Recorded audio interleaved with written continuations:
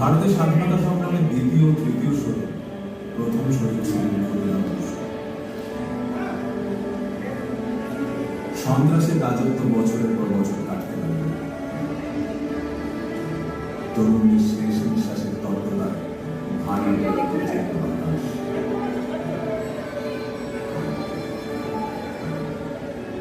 1909 পরবর্তী শহীদ 19 বছরের চারুচন্দ্র বসু, আদিপুর বোমার মামলার সরকারি উকিল আশুতোষ বিশ্বাসকে হত্যার জন্য।